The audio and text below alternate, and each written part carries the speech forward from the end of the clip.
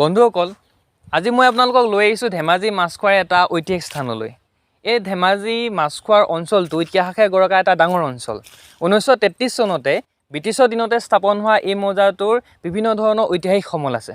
তাৰ ভিতৰত হ'ল ভোমোৰাগুৰি নামঘৰ, যিটো মাছখোৱাৰ প্ৰাচীনতম নামঘৰ বুলি কোৱা হয়। আমাৰ বয়োজ্যেষ্ঠসকলে কয় এইটো মাছখোৱাৰ প্ৰথমটো নামঘৰ।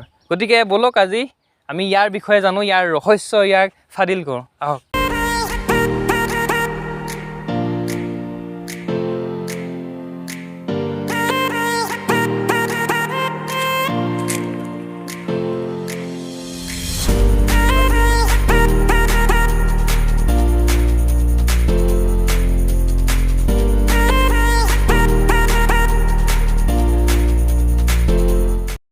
বৰ্তমান মই উপস্থিত আছোঁ মাজগাঁৱৰ ভোমোৰাগুৰি পথাৰত। এই ভোমোৰাগুৰি পথাৰতে আছে আমাৰ এই ভোমোৰাগুৰি নামঘৰটো।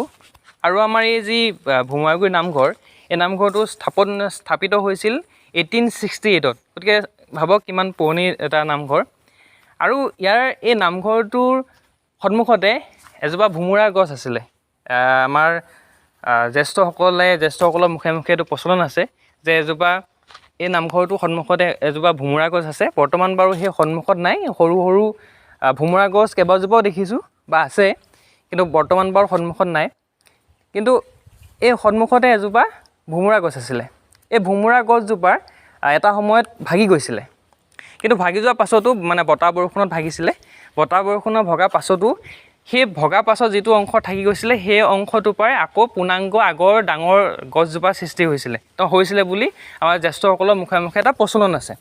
আৰু যিহেতু এই নামঘৰটো হৈছে মাছখোৱাৰ প্ৰথমটো নামঘৰ, গতিকে প্ৰথমটো নামঘৰ বুলি জ্যেষ্ঠসকলে কয়, ককাহঁতে কয়। গতিকে ইয়াত যিহেতু কেইবাখনো গাঁৱৰ মানুহে ইয়াত আহি পিনে গোট খাই অনুষ্ঠানবিলাক কৰিছিলে। ইয়াত আগতে বাৰেচহৰীয়া ভাওনা অনুষ্ঠিত কৰিছিলে তেওঁলোকে। কেইবাখন কাষৰ আমাৰ যিবিলাক গাঁও আছিলে, গোটেই গাঁওবিলাক মানুহ আহি ইয়াতে বাৰেচহৰীয়া ভাওনা অনুষ্ঠিত কৰিছিলে। আৰু সেই ভাওনা এই ভোমোৰা যিবা গছ আছিলে সন্মুখত আছে বুলি আমি পাইছিলোঁ, কিন্তু বৰ্তমান বাৰু সন্মুখত নাই, পথাৰ আছে সন্মুখত। সেই গছজোপাতে ভোমোৰা গছজোপাত উঠি ডাঙৰীয়া দেৱে ভাওনা চাইছিলে বুলি তেওঁলোকৰ প্ৰচলন আছে। এইটো মুখে মুখে প্ৰচলন আছে। সেইটো আমাৰ এটা প্ৰচলিত এটা কথা। এই নামঘৰটোৰ আৰু এটা কাহিনী ইয়াত জড়িত হৈ আছে। আমি পোৱা তথ্যমতে এই নামঘৰটোৰ কাষত দুজোপা বৰগছ আছিলে, ডাঙৰ ডাঙৰ বৰগছ আছিলে।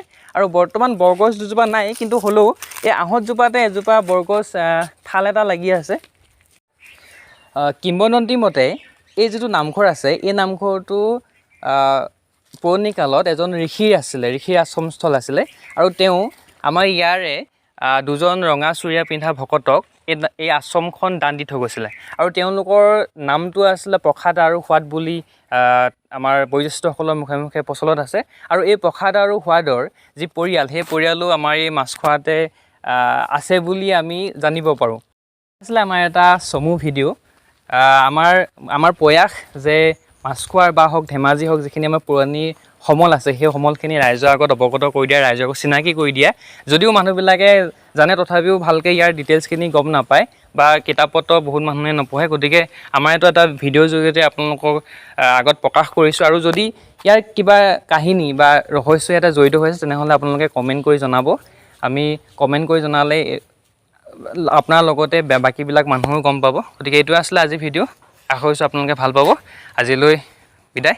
বেলেগ এটা ভিডিঅ' লগ পোৱাৰ প্ৰতিশ্ৰুতি। আজিলৈ বাই বাই।